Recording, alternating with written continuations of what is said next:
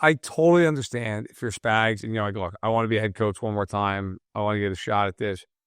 Totally get it. Yeah. For the Jets or the Raiders, Yeah. you're going to go from working with the Chiefs to go working for one of those. Because I'm going to go on record right now. I have all the respect in the world for Steve Spagnuolo, personally and professionally. Yeah. He is not fixing those two teams. Thanks for listening to KC Sports Network, proudly presented by Emprise Bank. If you're thinking about starting a business or know someone who is, check out Emprise Bank's SBA loans. It's always good to know your options, and they can be your partner in possible. It's that football show here on KC Sports Network. I'm Tucker Franklin. That's Matt Verderame. We are here thanks to Ben Holiday Bottled and Bond Bourbon and Holiday Distillery, getting us through this loaded playoff slate weekend. Very excited for it as we get wound up here. Matt, it's been a minute since you and I hopped on a recording. We had a little bit of an earlier edition last week of that football show, but I think we're finally clear. I think we're clear of holidays coming up, so we can kind of get back to our regular recording schedule. No more hodgepodge mixed up games, playing a game on a Wednesday, playing a game in a Walmart parking lot like Travis Kelce wants to on a Tuesday. None of that. We're back to our normal schedule. How you doing? How is everything? I'll tell you right now, I'm doing better than Antonio Pierce, who was brought it out in the presser. I was like, I haven't been told anything different. I'm the head coach of the team. I'm wearing a Raiders starter jacket, and then was fired the next day. Because I guess Mark Davis just didn't realize it was Monday after the season. I was like, oh my God, is it Black Tuesday? I don't know what was going on, but I'm good. How are you?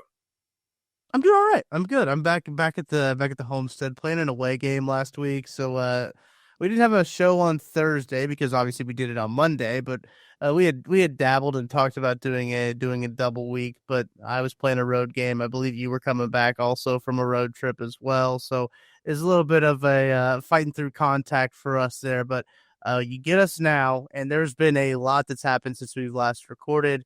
Chiefs did play a football game with very low effort, and we probably won't talk about that at all. And Black Monday, as you mentioned, happened. Wild card schedule is set, and the Chiefs pissed some people off by doing what teams who have the 1 seed locked up before the 18th game of the season usually do. This is, obviously, look, we got to jump off at this. Yeah, and yes, no, we're not talking about the Chiefs-Broncos game because who cares? God knows the Chiefs didn't.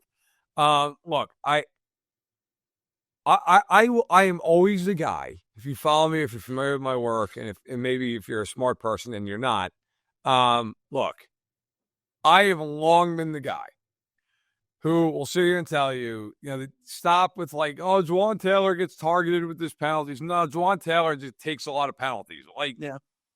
I am not the guy who, quote unquote, capes for the Chiefs. It's not my deal. It's never been my deal. I'm going to do it in this instance, though. If that was any other team that sat their starters, nobody would give a damn. Nobody. The Bills sat their starters, and it changed the whole draft order. Uh-huh. And I don't see anybody whining about that. I don't see anybody talking about that. The Rams sat their starters and changed the playoff picture because they lost and moved from the 3 to the 4 seed. Now, you could sit there and say, well, hell, that didn't keep a team in. Didn't put a team in. Did dig a team out. Fine. But my point would be to you, that happens all the time. If you go back through history, that's not some, this has never happened before, and they have a debt to the NFL.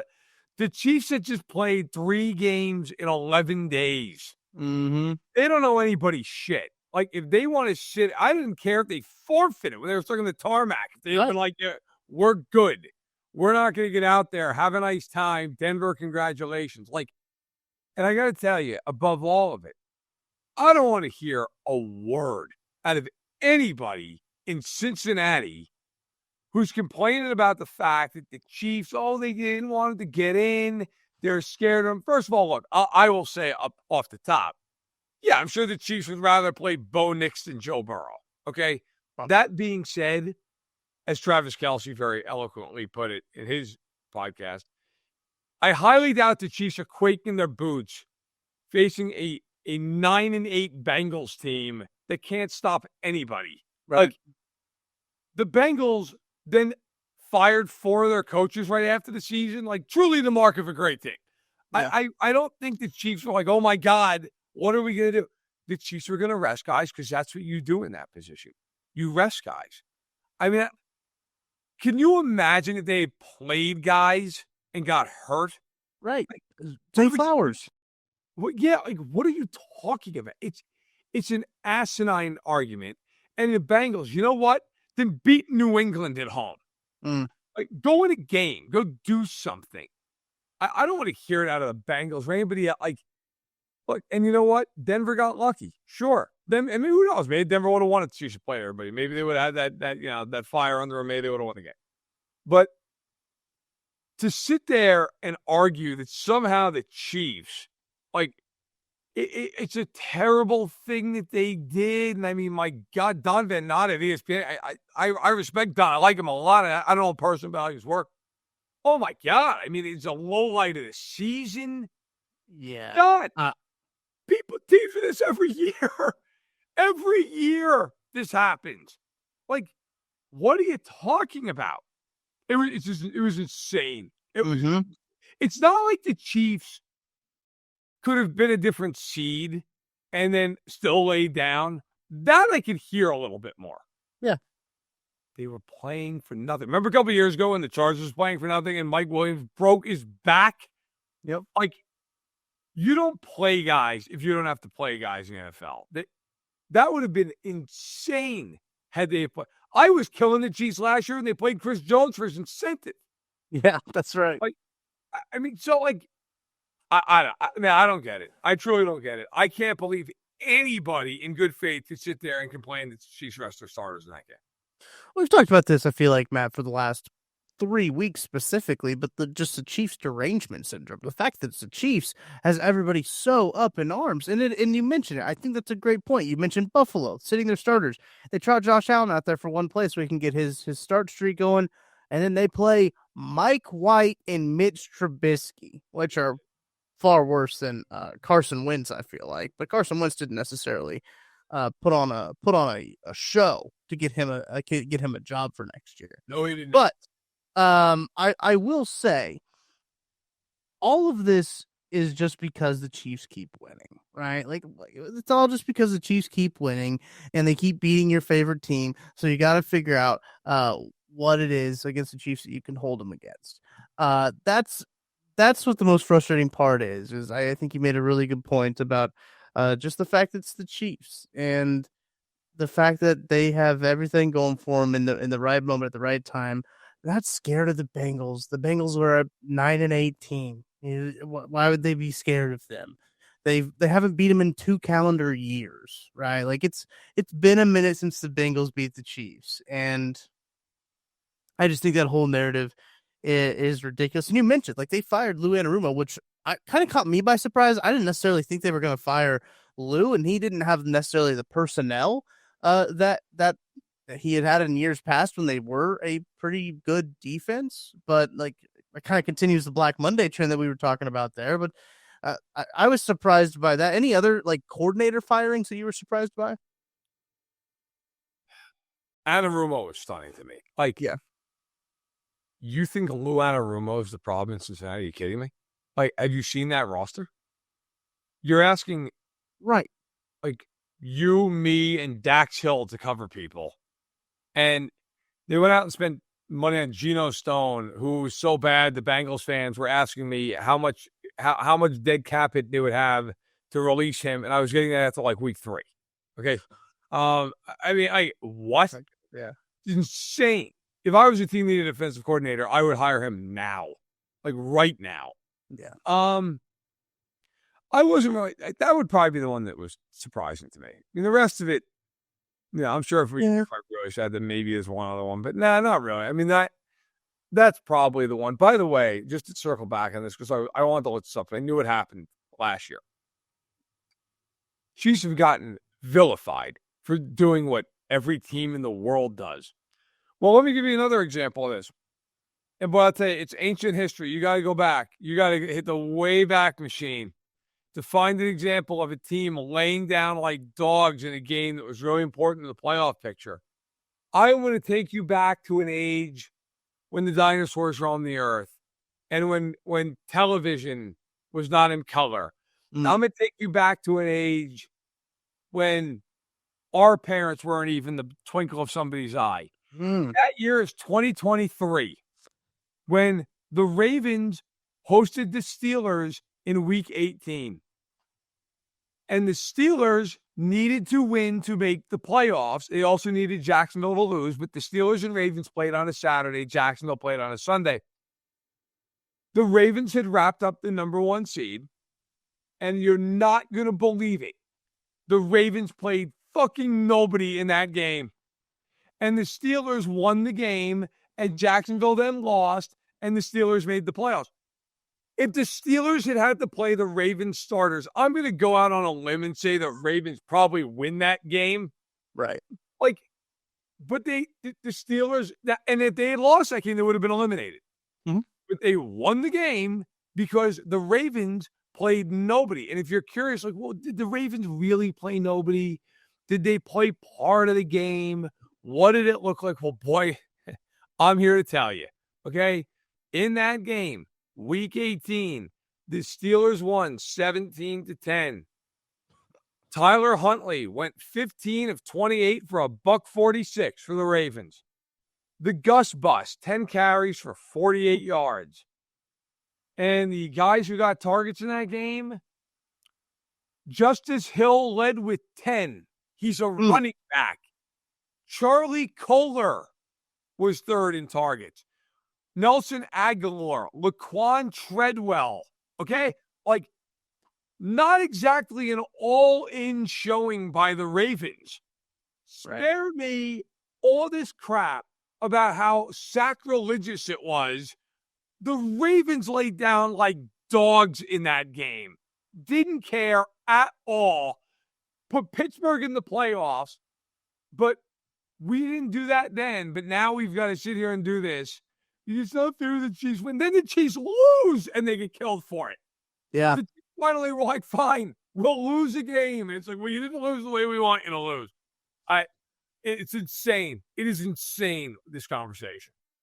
It is. And every conversation from here on out is going to be just so exhausting when it comes to... the Super Bowl this year, it's going to be unbelievable. Yeah. Chiefs fans deserve to be unbearable. I think that, if the Chiefs win the Super Bowl, Chiefs fans get free, like the purge, you get free reign to do whatever you want for 24 hours. I think Chiefs fans get to do whatever they want for the next week, right? After winning the Super Bowl, to just shove it back in the face of all these NFL fans, these other fans, these Bengals fans, these Bills fans out here trying to say the Chiefs get all the calls and the NFL NFL's trying to help the Chiefs. Have you seen that take? Have you seen the take that the NFL is actively helping the Chiefs, but the Patriots did it in spite of the NFL? I think that is waffle. Memorial take. Yeah, Chris Brockman's. Yeah, I almost just to see the chaos it'll ensue. I want the Chiefs to win the Super Bowl on an insanely controversial call. Just like they're whatever they're playing. It doesn't matter who it is. They're playing Philly, which would be great because it's they already want a controversial call against Philly. And this time the Chiefs are on defense, and it's 4th and goal, and they're preserving a lead, and there is a very physical route between A.J. Brown and Jalen Watson. And A.J. Brown is screaming for a flag as the ball's incomplete, and there's no flag. And I just want to see Will, is it Will Compton who's just he's gonna stick Kurt Banker and all these guys. Oh my God! That's just scary. All just right in my veins. All of it.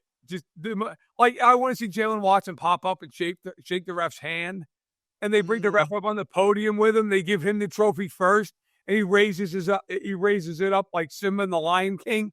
I'm here for all of it. Just to rub it in. We usually let this happen 3 years in a row. Name the ref the MVP. Yeah. All of it. Carl Cheffers wins MVP. All of it. Have Goodell come out and tell Cheffers right at the spot he's giving him a raise. The whole deal. Just lean right into it. I do love that narrative of just the NFL wants the Chiefs to win because they also scheduled 3 games in 11 days for this team. One of 4 teams they scheduled them for. And there's like, they want them to win football games, and then they schedule them. I mean, that's just asinine. I think, honestly, if you go to the league office, they want somebody else to win. Like, they don't want, like, the dynasty. They want the parity. Like, that's what the league wants. The league wants the parity. They don't want the Chiefs to win again. See, I'll take a little bit of a different thing. They don't care. See, that's probably closer to the truth. They're going to get ridiculous ratings no matter what. Like, so right now we're in this age now where, these games, these playoff games, there's like a game on Amazon this year. And then, of course, last year, famously, Chiefs Dolphins on Peacock. Peacock, yeah. If the NFL came out today and it was like, listen, this playoff game between the Packers and Eagles, it's only going to be aired in Bangladesh. And if you want to watch it in the United States, you've got to spend $150 and you're going to have to stream it on the Lifetime app. Mm. And the only way to get the Lifetime app is you have to sit through the Chiefs movie first. They would still do a 30 rating. Like, it doesn't matter. That the NFL, where in baseball, it matters what the markets are, right? Like, it kind of matters. If the Yankees play the Dodgers, it's a lot different than if Tampa Bay played Pittsburgh. It just is. In basketball, it matters. If the Knicks play the Lakers in the finals, that looks a lot different than Denver playing, Atlanta. Okay? It matters. If Green Bay, which for anyone who hasn't been to Green Bay, I have. Lovely place. I really enjoy going. Great cheese curds. Green Bay is the size of my thumb. If they played Kansas City in the Super Bowl, one of the smaller markets in the league, it'd be an 100 rating. Like, it doesn't matter. They don't care. I promise you. They're like, whatever. We're going to make $10 million every 30 seconds during the Super Bowl. Like, it doesn't matter. You think guys, I've been to Buffalo. I got to tell you, it's not Manhattan. It's closer to Manhattan, Kansas. Like, they don't care. Detroit might get to the Super Bowl. They don't care. Nobody cares in the NFL which teams. The Giants and the Jets suck. The Bears suck. They didn't have teams in Los Angeles for 20 some odd years. By the way, shout out to Los Angeles. I hope everybody's safe out there. Yes. They don't care. It doesn't matter to the NFL. Dallas has been garbage for a quarter century. The league has been owned by the Chiefs, by Green Bay, by a team that plays in something called Foxborough. Nobody even knows how to spell it. Like, nobody gives a shit in the NFL league offices who wins these games. I promise you. I think that's a great point. Before we hit a break, I know that there was another game this weekend last weekend, I should say, that fired you up, and you were pretty passionate about one of the AFC playoff teams. The Chiefs did end up playing on Christmas Day. Were able to get a win and kind of secure that one seed against the Pittsburgh Steelers as the Chiefs kind of helped push the Steelers down. Like, they kind of helped with the descent there. They were already slipping, but the Chiefs just didn't help them up, right? Type of deal. It was like, yeah, you can keep falling. Like, when you see your buddy like at the roller rink, right? You see him like stumbling, and you're like, yeah, just let him go. We'll let him figure it out. That's what the Steelers are doing as they now head into a playoff game, another divisional game, because apparently that's all that Baltimore can play past November, or that Pittsburgh can play past November against Baltimore. Really? Yeah. The way they backloaded the NFC East schedule, or NFC East, AFC North. Why did I say NFC East? I said that was interesting. That was a wild one on my part, but the way they backloaded that was really interesting from the league's perspective. No, it has to be said. I wrote a column about this. Got fan mail off of it, actually. The Steelers, more to the point, Russell Wilson. That 2-minute drill against Cincinnati is the most embarrassing fucking thing I've ever seen from a veteran player. That was, they start out the drive. They have one timeout. They need a field goal to win. Mm-hmm. They started out the drive with a pass for -2 yards inbounds. And then Russ was like, don't worry about it. Now I'm going to throw a pass for 2 yards inbounds, and we're even. It's 3rd and 10. Then completes a pass. I cannot remember for the life of me. I think it was to Fryermuth. It was inbounds. It was like for 15, 16 yards. Like, fine. They get up there. There's a little under a minute. And you're like, all right, they got Boswell. They need 25 yards maybe to be able to kick a game winner here. Right. You're playing the Bengals defense. 25 yards is roughly equivalent to 4 for any other defense. And Russ then scrambles out to the right and has a highways worth of space to go out of bounds. And you're like, all right, whatever. He's going to get 4 or 5 yards out of bounds. No big deal. Russ then turns it up beast mode style and gets trucked and gains 4 yards, and they're inbounds. And that then proceeds to lead to them losing the game because he threw an incompletion and then had Pickens open. And I don't know what in God's name happened on that play. And it was incomplete. And then Fryerman dropped it, which is not on Russ. But it was so bad that you're like, is he on the take? What is he doing? And then after the game, goes up to Cam Hayward, who's on the field and is clearly just absolutely crushed about this whole thing. Yeah. And he's like, hey, man, going to win 4 straight now. 4-game winning streak. 4-game winning streak. I give Cam Hayward all the credit in the world for not just decking him right on the spot. You just single-handedly cost this team the game.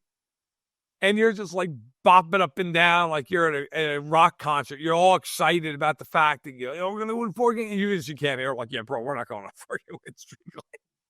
Oh my God. Maybe I don't mean it's just a personal insult. I don't do that. That's this below the belt. But just a weird dude. And I don't mean that. I'm not I don't know him personally. He might be a great person. Yeah. But just odd. It was just kind of nerdy. what are you doing? You just shit your pants in a 2-minute drill, cost the team the 5 seed, and you're like, hey, man, we're going to go win 4 straight now. Just go to the locker room, take a shower. Yeah. And then maybe go up to him after, hey, man, listen, I know, that's on me, but we're going to bounce back. Okay, fine. It's like when he was with Denver and they lost that atrocity of a Thursday night game to the Colts, where people were leaving before overtime started, and then they lost because he was awful. And he went up to the podium and answered all the questions, and at the end of it, just very solemnly went, Broncos country, let's ride. Let's ride, yeah. What are you doing? What is wrong with you? I don't know, man. I don't. Let's put it this way: confidence is not at an all-time high for me in the Steelers right now. Let's just put it that way. There's something about Russ, and I think this is with him probably in what we see off the field as we also do on the field, is just a general lack of awareness. It's there's just no awareness of what's going on, self-awareness of where you are on the field, as you mentioned with that run. He's just I'm just going to turn this one up, dude. I'm going to go get more yards. And then just a lack of awareness to be the situation with Cam Hayward. It's yeah, maybe don't say anything to the guy to the giant 300-pound man that's pissed off. I just, there are times with him, look, we cover I cover the whole league for Sports Illustrated, but here, right. We cover, we talk the league, but of course, Chiefs-centric. I can't imagine, first of all, Mahomes never have a 2-minute drill like that, but I can't imagine a world where they lose a game and Mahomes is clearly the reason for it. And then he's just running up to Chris Jones excited, don't worry about it, man. Don't worry about it. He would be furious. Mm-hmm. Tom Brady, same deal, right? All those guys, Peyton Manning, and then there's Russ. It's just, you had a post-game video this year at the Chiefs, but I think it was after they beat Carolina, where Andy was guys, we won. Don't be so upset. Right. They were devastated that they didn't play well. And Russ, here's Russ. We now have to go play Baltimore instead of Houston, and we're going to lose. And Russ is just it's great. It's great. 4-game winning streak. We're going to go beat Baltimore, Kansas City, Buffalo, and Philadelphia. It's great. And oh my God. I don't know, man. I really feel the Steelers season can be summed up when it turned, when Jaden Hicks was just giving a double thumbs down over George Pickens. It was here's where the season's going, boys. right? I mean, good night. Oh, man alive. I saw that clip, and it's like, if anybody was thinking about taking the Steelers on Saturday night, I'd watch that clip and think twice. Yeah. Well, we know one guy who's not taking the Steelers, and that's Benny Heisler. We'll talk to him on the other side of the break to get his picks for wild card weekend. We'll get those picks coming up next on the other side. We got some coaching stuff to talk about to kind of put a bow on this show here. So don't go anywhere. We'll take a break. We'll be back with Benny Heisler on the other side, and we'll be back with more of that football show. Shop Chiefs tickets and more with no fees. Plus, save big with code KCSN at ticketsforless.com, the official ticket provider of KC Sports Network. Benny, appreciate you hopping on. Join us for a loaded slate of Wild Card Weekend. NFL dropped the Super from it, so it's no longer Super Wild Card Weekend. It's just regular Wild Card Weekend. Benny, you got us set up with some Underdog picks here. Thanks for joining us, Benny. How you doing? I'm well, fellas. Happy. I think we've passed the Larry David statute of limitations for Happy New Year. Even though it's my first time seeing both of you, I will not wish you or our viewers and listeners a Happy New Year. So we'll just move right out. We'll skip the pleasantries altogether and just go right into the picks for Wild Card Weekend, shall we? Yes, just business. Business as usual. A business only on this podcast, as you guys have come to know and love. We only talk about business. We only stick to business. But as I mentioned, loaded slate. 6 games this week. We got football on Saturday. We got football on Sunday. We also have a game on Monday. What do you like for us this week? Yeah, let's start with tradition unlike any other, which is the Houston Texans playing their wild card game on a Saturday afternoon. For like the 5th largest media market in the country, they just seem to be hated by the rest of the media world, and that's the only time they get to play. That's just how the world works. But I'm going to go with John Mechie to go higher than his current line, which is at 16.5 over at Underdog. That's actually a nice little discount compared to the rest of the market, which is closer to 18.5 receiving yards. Mechie's numbers aren't particularly impressive this year. And I think a lot of maybe concern for why the number is particularly low is because we saw a little bit more of an emergence of Deontay Johnson as he starts to work his way into the mix. But Mechie's been there a little bit longer. You have to remember the game against Baltimore. He's coming off of an 8-target, 5-reception game for 48 yards. He's also had long receptions in both of those 2 games of 19 and 20 yards as well. So all it takes is Stroud, who has shown himself to be a very strong playoff performer just from a year ago, to connect with him one time. And the matchup, I think, is going to have to rely on some deep pass catches for Houston, knowing that the Chargers defense has been fairly strong this year, although their pass defense has been getting taken apart of late. So I like Mechie. I think this is a fair number, and you're also taking advantage of what I think is a little bit more of a square number right now on Underdog to go higher relative than the rest of the league. Who is the best corner on the Chargers?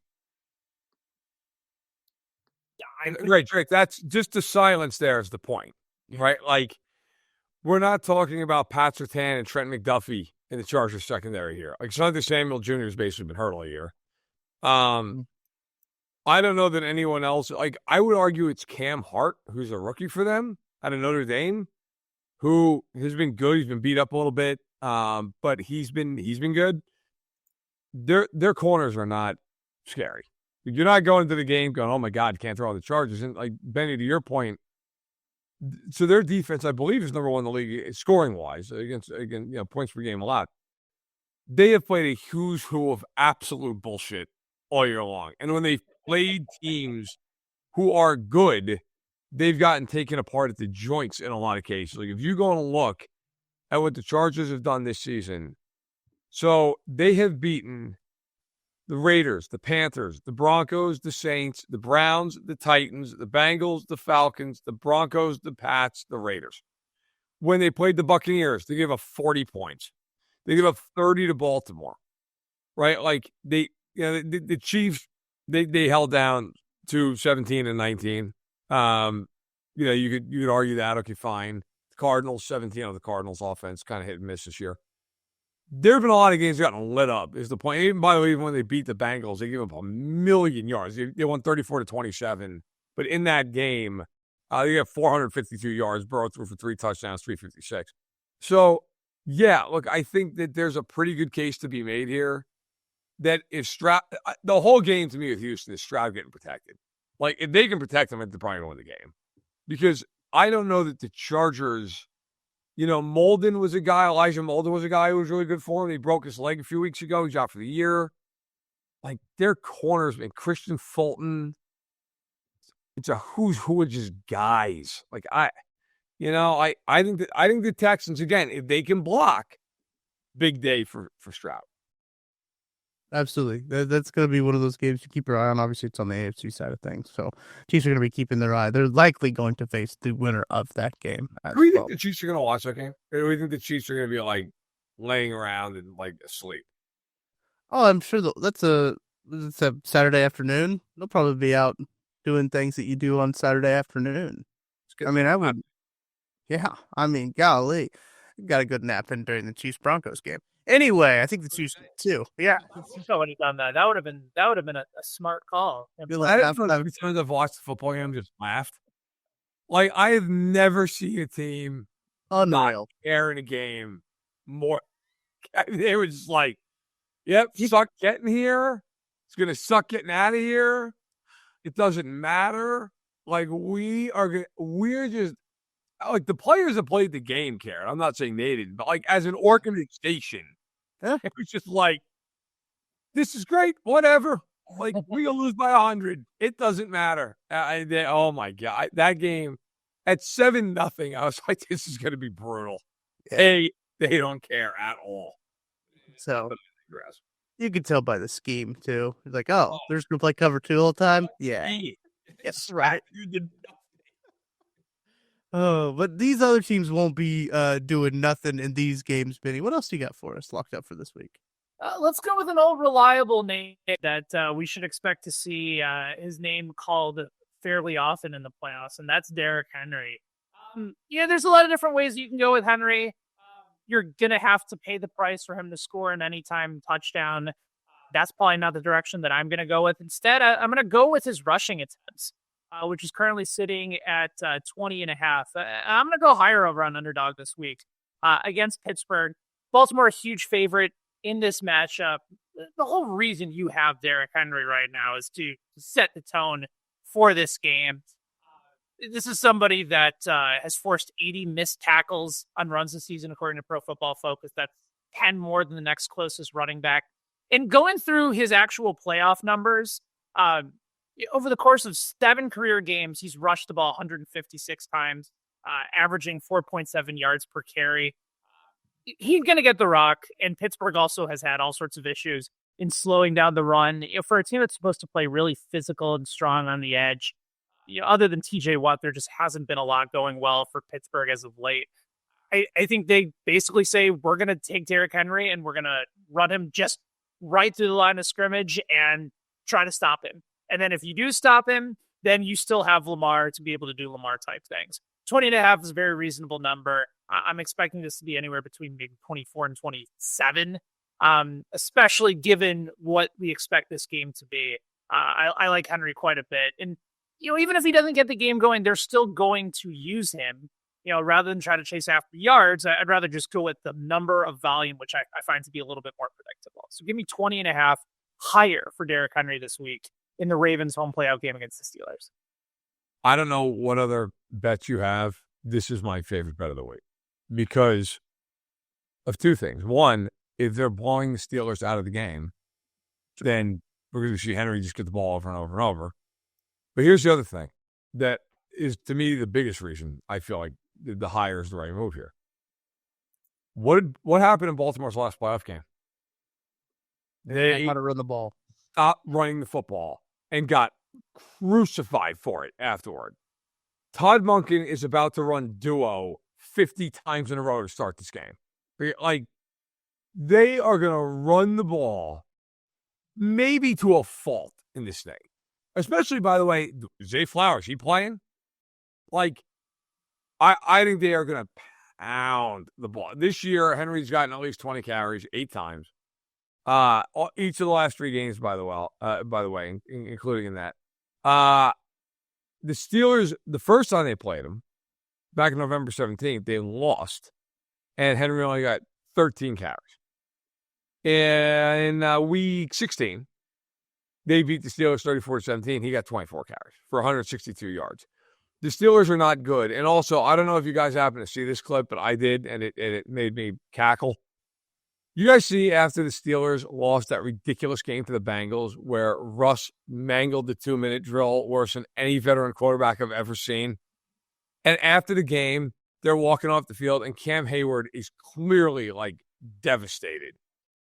And Russell Wilson bounds up to him like an 8-year-old, and is like, all right, could you go on a 4-game win streak now? Could you go on a 4-game win streak? And you could see in Cam Hayward's body language, like, I think he wanted to just kill him on the spot. He was like, yeah, okay, all right, Russ, yep. And Russ is just like all excitable right after he completely murdered their chances to be a 5 seed because he doesn't understand what clock is. Right. Like it. My point is, I don't believe a lot in the Steelers this week, so give me Derrick Henry. I love it. I think that's a good way to approach it. Benny, how many more picks you got for us here? I got one more. One more. All right, let's go to the Sunday night game, which I actually will be a lot of fun between Washington and Tampa Bay. First of all, the Mike Evans play at the end of the game, that's something that I feel like was rightfully appreciated, and I'm sure there's going to be the hard heads that says, just kneel it down, and that was a genuine moment of pure happiness. Even Todd Bowles, who's not particularly funny, had something funny at the end saying like that Evans owes him $1 million of the $3 million bonus.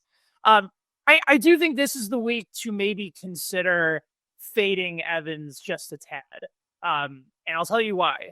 I like him to go lower than 79.5 receiving yards. Right now, the number is actually set over at Underdog around 74.5, maybe 76.5, depending on when you check. I'm going to move that line just a tad so I can be on the higher side. There is the matchup against Marshawn Lattimore that has been a relatively historic one. And you might be saying like, well, Lattimore's coming back from injury. This is a different scenario. All of these things are true. But to me, there's enough of a sample size when these two players go up against each other for me to maybe think twice about it. In 13 games head-to-head between Mike Evans and Marshawn Lattimore, Evans has averaged 2.6 catches per game for 43.6 yards head-to-head versus Lattimore. Oh. At some point, you have to look at that matchup and say, this is a guy that gets in his head. Yeah. And until I start to see otherwise, it's a matchup that I just want to fade. Like, Baker has options to throw to. Evans is still his favorite option, and he still got to the 1,000-yard mark, but it almost feels like this line is a bit inflated from before. And then now you have the narrative that like Evans just got his bonus. He's fired up. He's the one who's healthy, good up against Lattimore. Like, all these things are true, but I also am looking back at past history and saying that this is somebody that is really physical, that has gotten into Evans's head. And I'd rather just go on the lower side of a number that I think is already starting to get inflated a little bit just purely because of public perception. So I think it'll be a fun back and forth games. I think Evans will be involved, but I'd rather just go on the lower side for his receiving yards. I like lower than 79.5. I like it. I'll tell you what else, and I do not know the line of this over at Underdog with the higher lowers. Jalen McMillan is playing really well lately. Playing awesome. And I could see a world where if they want to take Evans out of the game, then McMillan has a big game. A really big game. Because I'm with you. Like Lattimore and Evans, for people who don't know, and they played in the same division for years, and that was a brawl, like literally sometimes. Yeah. So I mean, I could see this being a Bucky Irving game. I could see this being a Jalen McMillan game. The Bucks are some nice rookies. And I think McMillan, like, I wouldn't be shocked at all if he has 70, 80 yards in this game. Because other than Lattimore, the Commanders don't have a great group of corners. So you can throw on them. I do think that game, looking at that game, is the most just I don't know what's going to happen in that game of all of the games in the playoffs. Like, I'm glad it got the Sunday Night Football tap there to get that on to be able to see that one, because that one is just like which Washington team you're going to get, which Tampa Bay team you're going to get, you just don't know. And you have two quarterbacks, and maybe this isn't fair to somebody like Jared Goff, and even Sam Darnold. I think has had 6 fourth quarter comebacks this year. He's remarkable story. We'll see whether or not he actually comes out and wins comeback player of the year, despite what sort of the initial preseason discussions were about whether or not he's there's the qualifications of that award. But man, these are two quarterbacks that this year in particular have put their cojones on the line in fourth quarters and have made a ton of plays late in games. So I mean, to your point, Tuck, like I feel like you could come down to who has the ball last in this game. And I know it's kind of a tired cliche, but that's kind of what you expect now from Jaden Daniels and Baker Mayfield. So I think it's going to be exceptional. I think it's the perfect Sunday night game for wildcard weekend. I agree. Exceptional, just like Benny's picks here on That Football Show. Benny, thank you for joining us. All right, fellas, be good.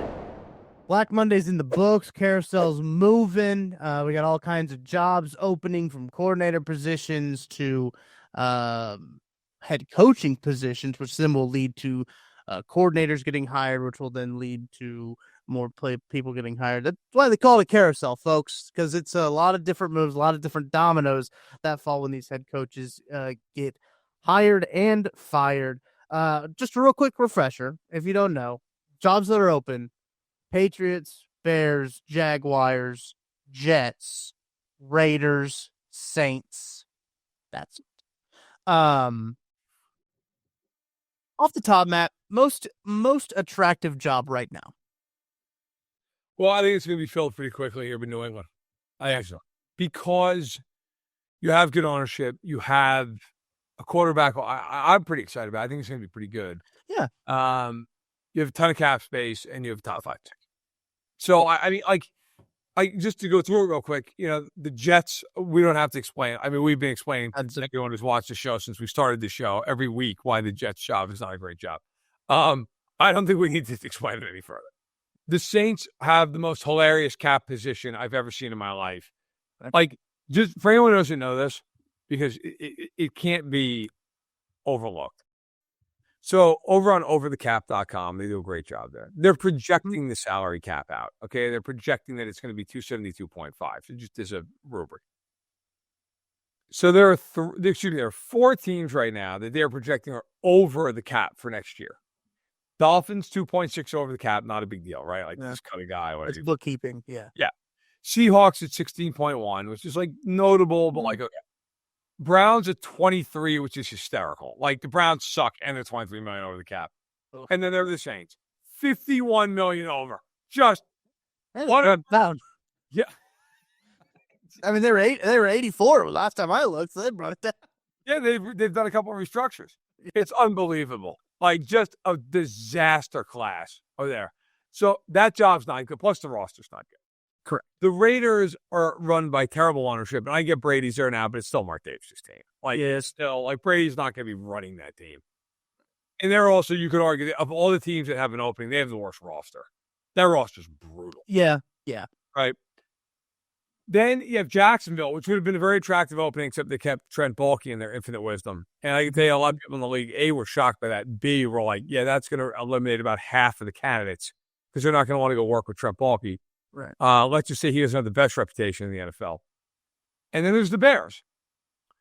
The Bears have some talent. The problem is the McCaskey family that owns the team can't get out of their own way. And Kevin Warren, who's kind of the go-between between the McCaskies and the front office, they have an extra layer there in Chicago. That is seen as a deal breaker for a lot of candidates. So I think best job's New England. Man, other than that, I don't love any of these jobs. I mean, I don't hate all of them or anything, but like a lot of these jobs are just kind of like, I wouldn't want to take the Raiders job. No. I wouldn't want to take the Jets job. I wouldn't want to take the Saints job. Like, there's a lot of there. I remember there was a segment, maybe it was the Pat McAfee show, but it was Pat McAfee talking with Nick Saban about him coaching in the NFL when he coached the Dolphins. Right. And he said one thing that he said, I wish I would have done a better job in the NFL is you have to look at cap space, you have to look at roster, and you have to look at like where those two are. And he said, I thought, and Nick Saban is saying this, he's saying, I thought that I could fix both of those things, but you can't. Like you can't fix both of those things, and coaches have to be keenly aware of everything that goes on.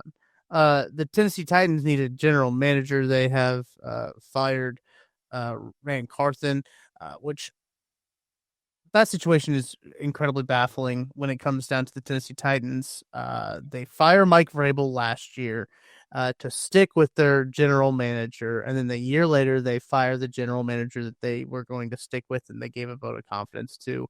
Doesn't make a whole lot of sense on their side of things. So, but I bring up the Titans to say that the Titans have requested to interview Mike Borgonzi. So that's one of the Chiefs' assistant general managers. He is, I think he interviewed with the Jets as well. So he's interviewed with the Titans and the Jets. Nagy has interviewed with will interview with the Jets. Yes. And then Spags, Jets, Raiders. Yes. Was there a Saints thrown in there for Nagy too? I can check real quick. Make I feel like the Saints aren't a real team. Yeah, well, not. So I feel like even when things happen with the Saints, like it's my job to cover all 32 teams. I'm like, eh. They'll be all right. Let's see, Chiefs, Saints expected to show interest in Matt Nagy. Oh, okay. Maybe that's what I said. That was reported by us, by the way. You think I'd be aware of that? Yeah, expected to show it. Wild. That's a wild report, by the way. Expected to show interest. I've like I have to make sure I didn't write it because I was like, "Did you write that? Like, am I losing my mind?" No, you know what? Look, I will say this off the top. I am not saying things won't happen. Like it's a coaching carousel. Things happen. Yeah. All the time. And anybody who sits here and tells you how I know how the carousel is going to put. No, you don't. I would be surprised if either one of the Chiefs coordinators is hired. Yeah, I agree. Look, Nagy, I feel like will eventually get another job. I just feel like it's a little soon. Maybe I'm wrong, but Spags is obviously deserving. The problem is he was 10-38 with the Rams. And you could sit there and say, well, look, he had no shot in that job, and I would agree with you, but like people are going to look at it and be 10-38. The other side of it is he's 65 years old. Yep. And that's the bigger factor here. I just don't know, like, if you hire him, when is the last time, and I honestly I don't know this, I have to go back and look. Has a 65-year-old ever been hired as a coach? Like, there have been coaches who are 65, but has anyone ever been hired, like, 65 and on? Has that ever happened? I mean, off the top of my head, I can't. Like, if somebody hires Pete, like if the Bears hire Pete Carroll, that would he's in his 70s. I remember when the Broncos hired Vic Fangio. Yeah, he was like 61, and people were like, "Oh my god!" Like, it was like, right. How old was Pete Carroll when he got hired in Seattle? He was late 50s, I believe. Yeah, it would have been. I don't think he would have been in the 60s yet. Yeah. So yeah, I mean, it's just you're asking like that's 65. Yeah. I don't know. And I also look, and I totally understand if you're Spags and like, look, I want to be a head coach one more time. I want to get a shot at this. Totally get it. Yeah. For the Jets or the Raiders. Yeah. Like you're going to go from working with the Chiefs to go working for one of those. Because I'm going to go on record right now. I have all the respect in the world for Steve Spagnuolo, personally and professionally. Yeah. He is not fixing those two teams. No. Like, because nobody's fixing those two teams. That's not a Spags thing. That's an organizational thing. Like, the Jets are a top-down mess. The Raiders are a top-down mess, man. Like that, you're not. He might fix their defenses, but like the infrastructure in those buildings is just it's rubble.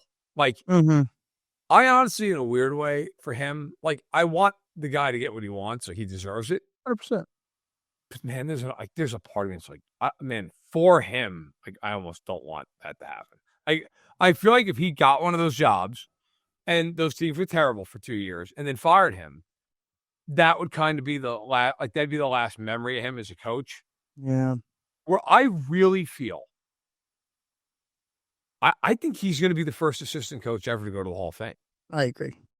Like, bro, like that's an amazing legacy. Like, he's legitimately seen as maybe the greatest defensive coordinator of all time. Yeah. You're gonna leave that to go be the coach of the Jets. Then I got to make fun of the whole. In fact, you know what? Out of respect for Spags, you're gonna stop making fun of them. Right. I don't want that. Like, it's so much fun. We have to make fun of the Jets. How else are we going to do a podcast?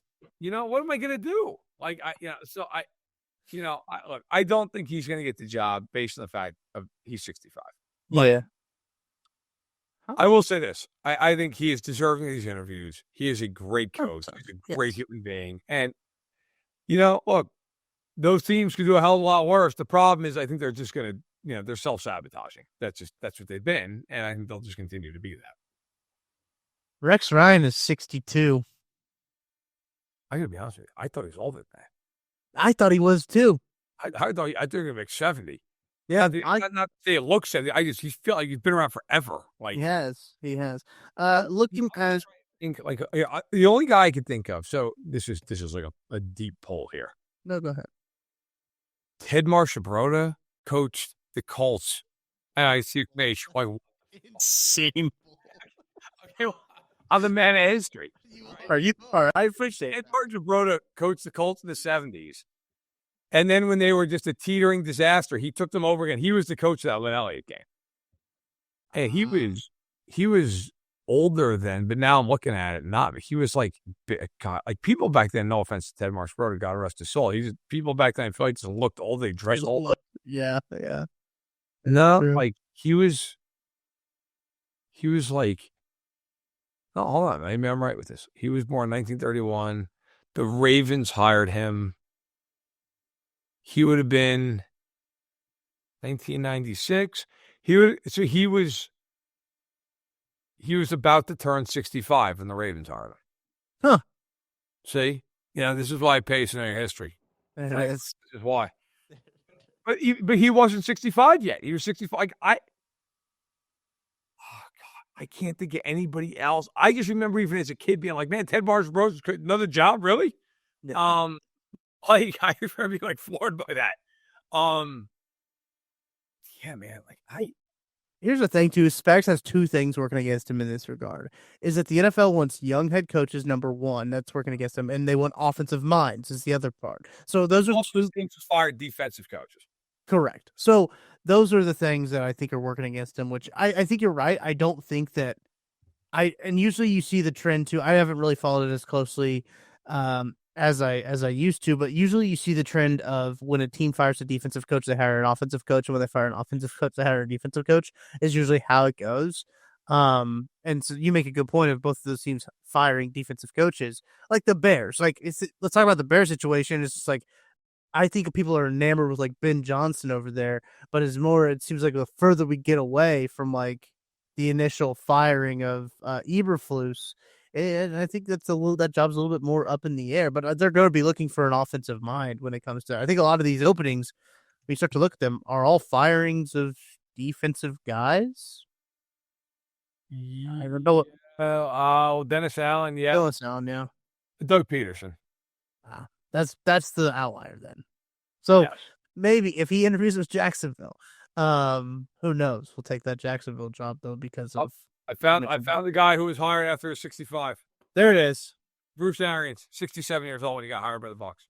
Okay, but yeah, I feel like Bruce Arians is different, but yeah, you did do it. I am very proud. Yes, good job. That's what I do. I forgot about that. Yeah, he was, and he only coached there for 3 years, right? And then they gave it over to Todd Bowles or something like that. He was dealing with some health stuff. Yeah. I'll give you another one. Let's see. Was he 65 at this point? He would have been.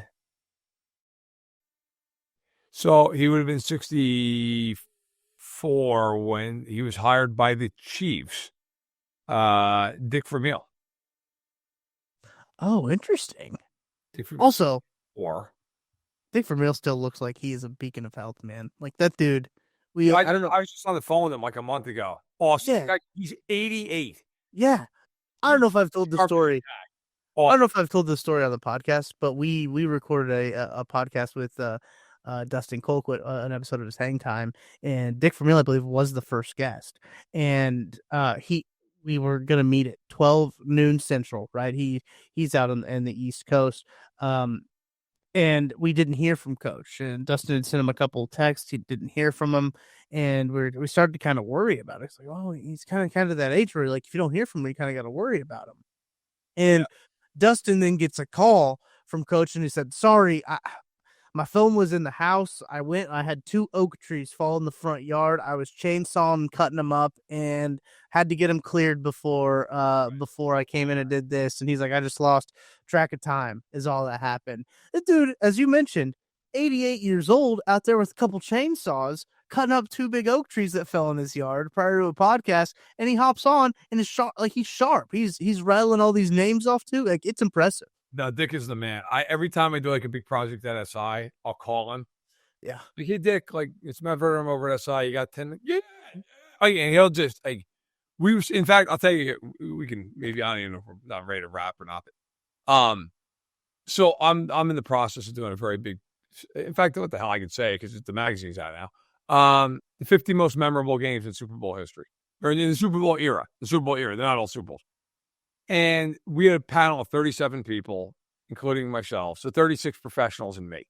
We all sat down and ranked the games 1 through 50, right? And we had like 100 candidates that I'd come up with and, sent out to everybody, little blurbs. I'm like, all right, vote 1 through 50. Give me your list. And then we'll combine them all together, point system, and we'll come up with a master list.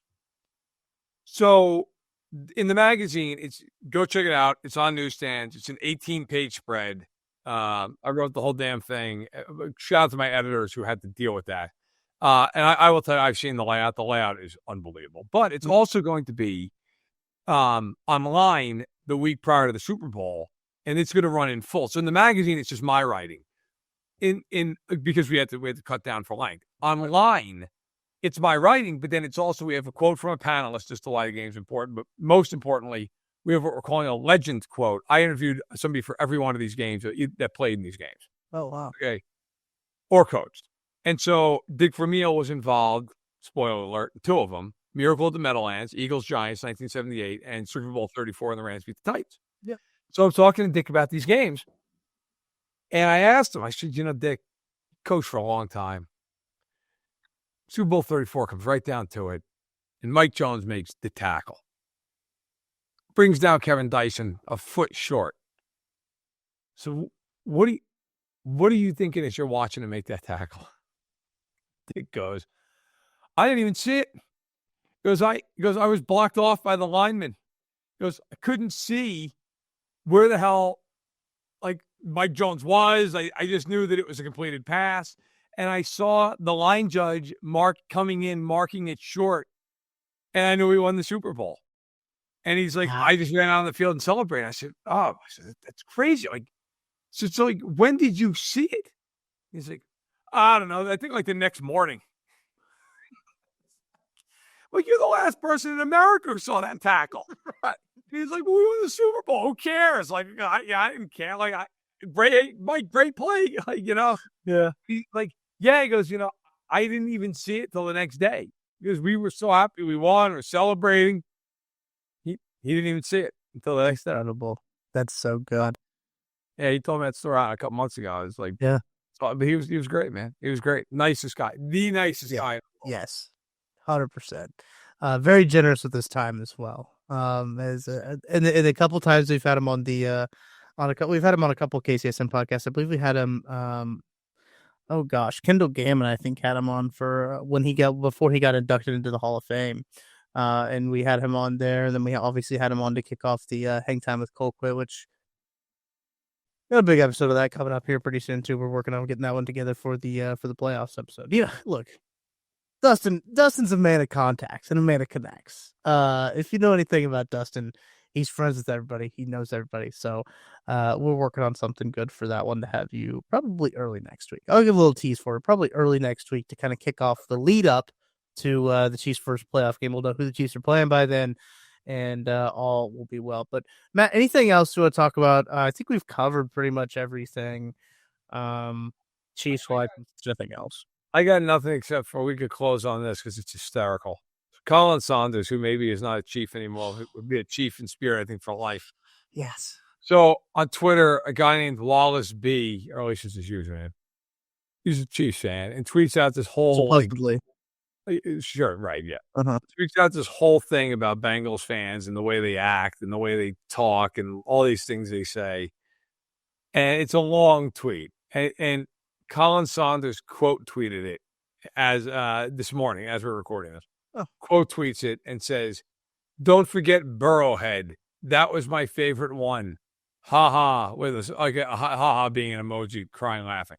Yeah. And then follows that up with, "I love watching the Bengals fail." Just kills them. Like, not even on the Chiefs anymore. Doesn't matter. Like, just Colin Saunders from the top rope on the Bengals. Oh, dude. And then you have Cam Taylor-Britt from Cancun saying, like, Travis Kelce's lying. Like, what are we doing? Like 80 points a game. He was terrible. He was benched. He's like, I'll tell you what, they didn't want to see me. Like, Rashee Rice scored on his head, if you remember correctly. Like, they ran a deep route to Rashee Rice. He got Rashee Rice doesn't run deep routes. He did it. Oh my God. I get that. Like, what are we doing? Like, Alf, that rivalry went from being like unbelievably like intense and fun to like it's still intense, but now it's kind of like if you and your brother have a really intense rivalry. Better yet, let's not use your brother. If you and a kid in school, right? Yeah. You have a really intense rivalry in high school. Like maybe you're always, he's the captain of the basketball team, you're the captain of the football team. Maybe you have a share, like one of you dated one girl's freshman year and the other one dated her, senior year. Like you have like this rivalry back and forth. But then you come back to your 10-year reunion and one of you is an incredible, successful day trader on Wall Street and the other one works the night shift at Denny's. Yeah, right. And like that guy, then he's like, well, yeah, you know what? Everything worked out better for me than it did for you. Like, what? Like, what happened? Not to knock anybody working at Denny's, but like, it's a tough argument to make that you're doing better than the guy who's making a fucking $1 million on Wall Street. Right? Like we can both be happy with our lives. Like Sure. Right? Like, but to be the guy who's in that position, who's like, hey man, screw you. Like I did better than you did. You're like, what? Yeah. Kind of a weird comment to make here. Like, right. The Bengals, I feel like this year, that's what this has turned into. Like, it started when Jamar Chase was like, we're the team to beat the AFC. It's like, really? Are you? Because when Joe Burrow couldn't walk yet, remember? What are you talking about? Like, you didn't even make the playoffs a year ago. And you lost to the Chiefs when you made the playoffs 2 years ago. Like, I don't know, man. I have questions. I have a lot of questions. Yeah. Yeah. It's the Bengals are just. And they're fans too, man. I think that's the winter. Home for the winter. I wonder if they'll rest their starters this week. Yeah. They're going to rest their starters for a lot of weeks. They're going to rest up, get real good so they go to New England week 1 again. Yeah. Here's the thing. Don't start 0-3. Like that really helps your playoff chances if you don't start 0-3 and you beat the Patriots or I appreciate the running bit with the Bengals where they just don't play football till October. That's wild, dude. They rest their starters in. Like, that's cool. Because with dig ourselves a hole, it's fine. They rest their starters in September. That's what they do. And then they try to get. They need to be told that like the preseason games count. Yeah. Right? Like just get that real nasty 3-week stretch out of the way. And then all right. Now we're rolling. Zach Taylor doesn't have that long of a leash, right? Like his seat's got to be pretty warm, don't you feel? I mean, I think it's warm-ish. I also like whenever you start firing coordinators, it's not good. Right, right. That's like I'm trying to save my own skin. Yeah. Yeah, and I mean, obviously Callahan didn't get fired. He left a job with Tennessee. Yeah. How he feels about that, we don't know. But he left for a job in Tennessee. No, like I think it's warm-ish. The thing though with the Bengals is it's Mike Brown. Like, yeah, I can't imagine that job's too desirable. But no, I mean, you got Burrow, but my point is like, I don't know when Zach Taylor's contract runs through, but hey, is he ever going to eat dead money? Dude, they had Marvin Lewis for 100 years. Every year, Marvin Lewis would have some absolutely epic loss in a playoff game. And you're like, that's got to be it. And then the Bengals would be like, nah, 10 year extension. Like, it's kind of like, I forgot about Marvin Lewis. Dude, how long? Okay, I'll give you, we get in right here. Okay. Fun question. Marvin Lewis, how many years do you think he coached for the Bengals? Oh, gosh. Marvin Lewis was like my whole childhood for the Bengals coach, I feel like. Whatever you guess, it's not enough. 12? 16 years. No way. 16? 16 years. When did he take over? 03, and he coached them through 2018. 16 seasons. That's insane. I would have guessed 13, so we were pretty close. They went Marvin Lewis to Zach Taylor? Yeah. That's wild to me because it feels like Zach Taylor hasn't been there for like that long, right? Like he's been there for a little bit, but it's not like, oh, he's been the Bengals head coach for a long time. Marvin Lewis, Wow. my record, 8-8, 8-8, 11-5, losing the wild card game. 8-8, 7-9, 4-11, 4-11-1. I'm sorry. 10-6, losing the wild card game. 4-12, 9-7, losing the wild card game. 10-6, losing the wild card game. 11-5, losing the wild card game. 10-5-1, big fan of ties apparently. Losing the wild card game. 12-4, awesome team, losing the wild card game. 6-9-1, third tie. 7-9, 6-10, finally fired. They let Marvin Lewis coach them for, if I can do the math real quick, 256 games while going 0-7 in the playoffs. Wow. Like, dude, everybody talks about Zach Taylor. Zach Taylor might be there until I'm in the ground. That's like, a great point. Like, they had Marvin Lewis for 16 years. Never won a playoff game with him. That'll never be bested. There will never be another coach in the history of the NFL that coaches a team for 16 years without winning a playoff game. Wow. Cincinnati Bengals, ladies and gentlemen. I'm enamored by Marvin Lewis's coaching record. Lots of ties. It's unbelievable. It's like he was like, his season's not good if we don't have a tie in there. Like, what is happening? Unreal. I was 5 when he was the head coach, by the way, when he was named head coach. And I was 15. I was a freshman in high school. I would have been a sophomore. I was a sophomore in high school. I was 20. I was 20 when he was fired. That's insane. That should not be allowed. It's amazing. Like, they were just like, don't worry about it. It doesn't matter. Yeah, he's fine. Don't worry. Yeah, it's okay. Don't talk about it. We're in the mix. It's all that matters. We're in the mix. And it's not going to cost that much because he has no right to ask for a raise based on most sushi. Right. It was cost control. It was cost control. It's what they're really doing. I mean, 16 years without winning a single playoff game.